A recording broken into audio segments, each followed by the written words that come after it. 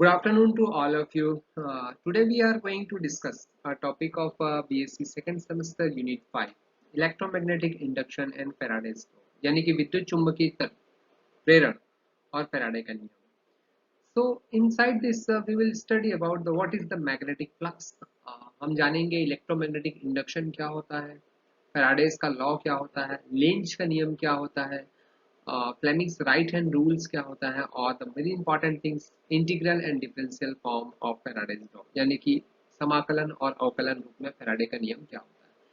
So dear students, in previous class you already know about the magnetic flux. So let's go. What is magnetic flux? Actually magnetic flux that means किसी भी चुंबकीय क्षेत्र में किसी क्षेत्रफल से अभिलंबवत गुजरने वाली बल रेखाओं की संख्या. आप देख सकते हैं कि ये मैग्नेटिक लाइन ऑफ फोर्स जो है वो परपेंडिकुलरली है ना, उनके नंबर ऑफ लाइन की फोर्स को ही हम क्या कहते हैं, मैग्नेटिक फ्लक्स कहते हैं. अगर हम मैथमेटिकली इसे डिफाइन करना चाहें तो phi is equal to B dot A होगा.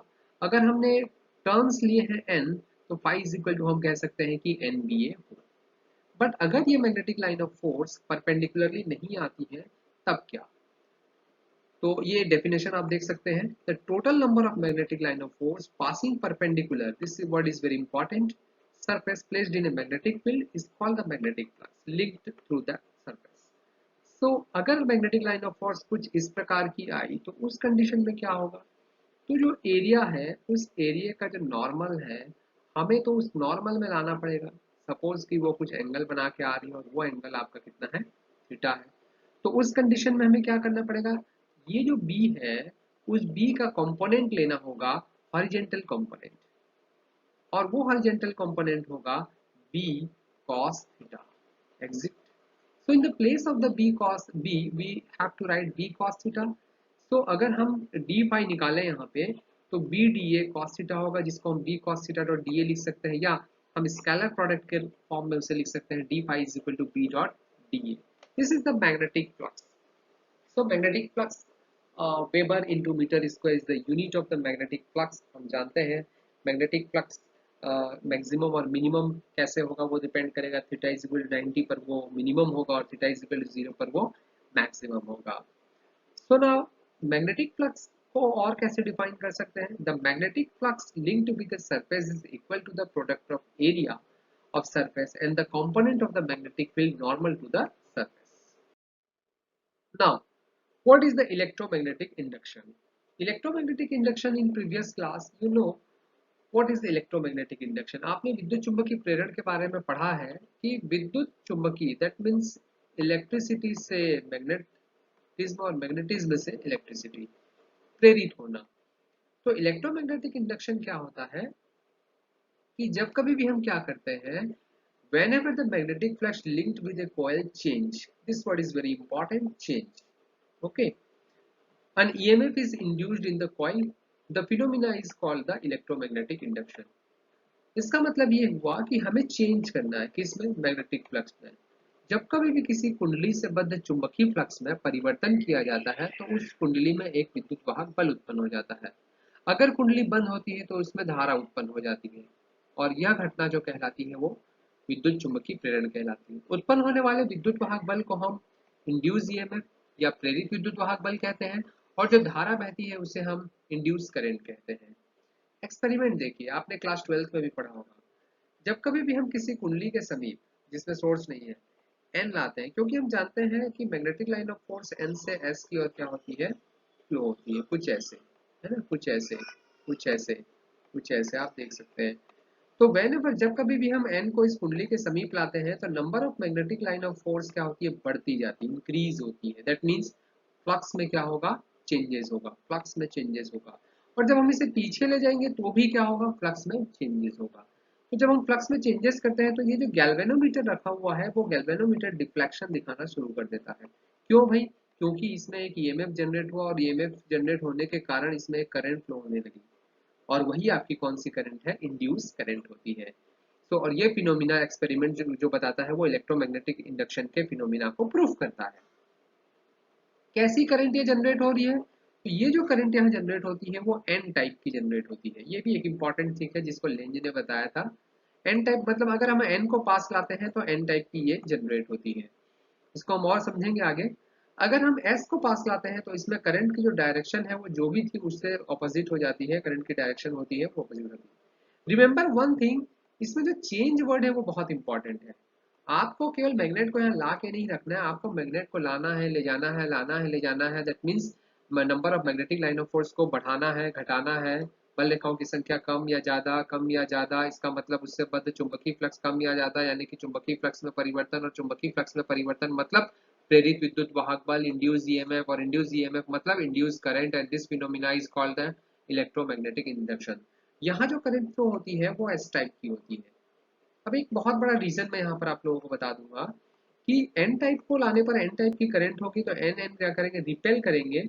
तो इसके अगेंस्ट आपको लाने में कुछ ना कुछ क्या करना पड़ता है, वर्क करना पड़ता है। और यही वर्क जो है वो इंड्यूस करंट जो यहाँ पर आती है उसके रूप में कंजर्व रहता है। तो एक्चुअली लेंज का जो नियम कहता है वो कंजर्वेशन ऑफ एनर्जी को शो करता है। फैराडेज लॉ, तो फैराडे ने दो लॉज को फॉर्मुलेटेड किया था। फर्स्ट तो हमने पढ़ लिया है कि whenever there is change in the magnetic flux link with a conductor an EMF is induced.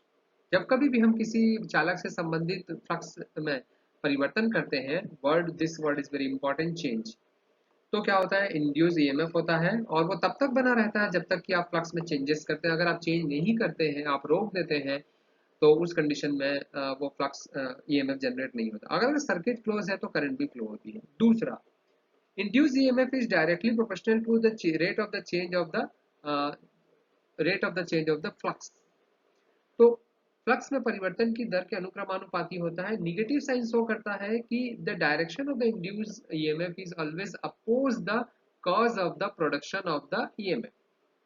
मतलब वो क्या करता है, हमेशा उस कारण का विरोध करता है जिसने उसे उत्पन्न किया है। भाई किसने इसे उत्पन्न किया ईएमएफ को, फ्लक्स में जो चेंजेस हुआ उसने उसे उत्पन्न किया। समझ में आ रहा है, फ्लक्स में चेंज हुआ तो ये उत्पन्न हुआ। अब डायरेक्शन देखते हैं।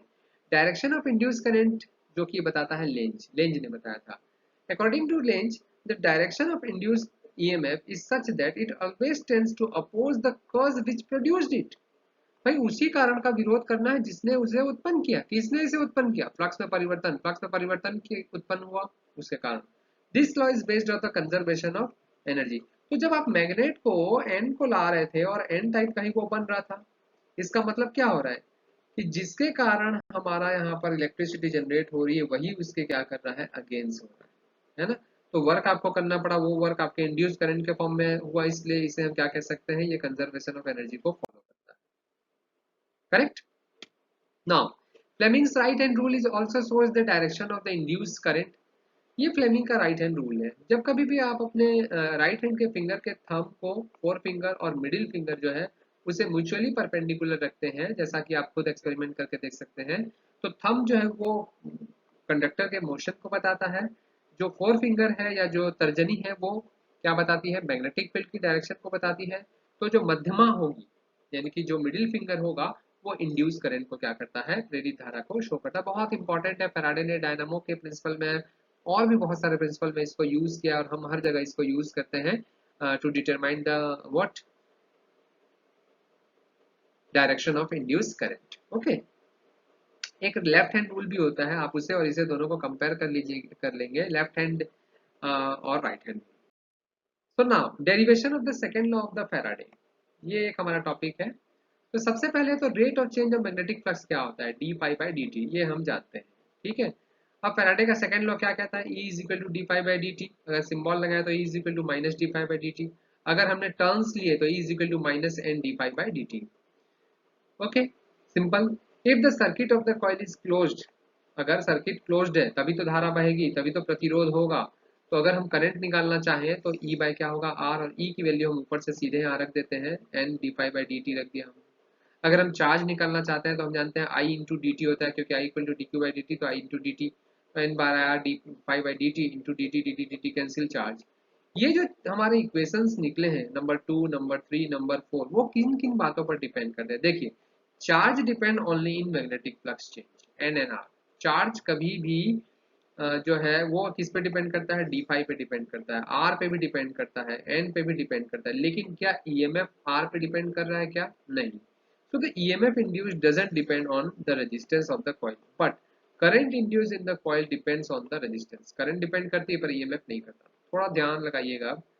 In electromagnetic induction, actually the EMF is induced and no current is induced directly. हमेशा EMF induced होता है इलेक्ट्रोमैग्नेटिक। आपसे कोई पूछे कि विद्युत चुंबकीय प्रेरण में क्या उत्पन्न होता है, तो विद्युत वाहक बल, न कि प्रेरित धारा। प्रेरित धारा तभी उत्पन्न होगी जब सर्किट क्लोज्ड होगा, अगर सर्किट ओपन है तो भी EMF उत्पन्न होता है। Okay, now important thing, integral form यानी कि समाकलन रूप हम देखेंगे, समाकलन और अवकलन रूप। तो सेकेंड लॉ क्या कहलाता है हमारा, पहले समाकलन हम देखते हैं। E is equal to minus D pi by D. Now ये थोड़ा इंपॉर्टेंट है, देखिएगा।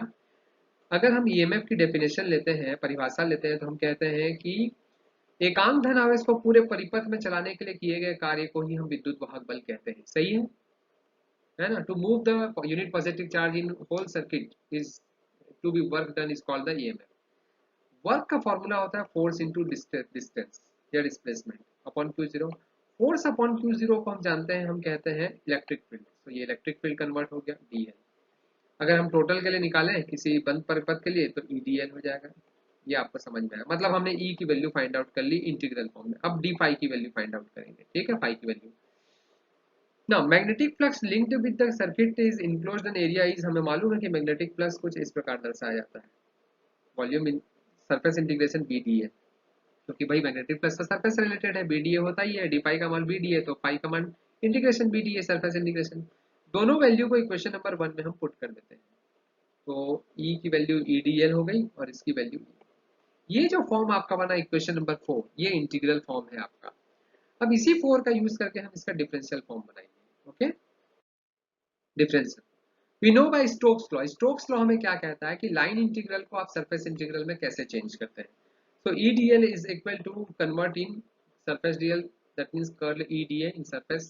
ऐसा हमने इसलिए किया क्योंकि जो हमारा फोर्थ इक्वेशन था ये, उसमें यहाँ DA है, तो यहाँ भी हम चाहते हैं DA आ जाए, इसलिए लाइन इंटीग्रल को हमने सरफेस इंटीग्रल में क्या किया, चेंज किया। ये चेंज। अब हमने ट्रांसफर किया तो curl E D B by D T is D A equal to zero, curl E plus D B by D T is equal to zero, curl E is equal to minus D B by D T. D B और D T place और displacement और position और time दोनों को show करते हैं, तो हमने इसे डेल्टा से फॉर्म में इंडिकेट कर लिया, तो curl E is equal to minus D B by D T is called the differential form of the Faraday's law. तो आज का टॉपिक यहीं तक था, और आगे के टॉपिक के लिए हम नेक्स्ट वीडियो देखेंगे। तब तक आप लोग इसे समझिए, और जहाँ भी क्लियर ना हो आप कमेंट्स में प्रॉब्लम जो भी है वो आप डाल सकते हैं। Thank you very much for listening.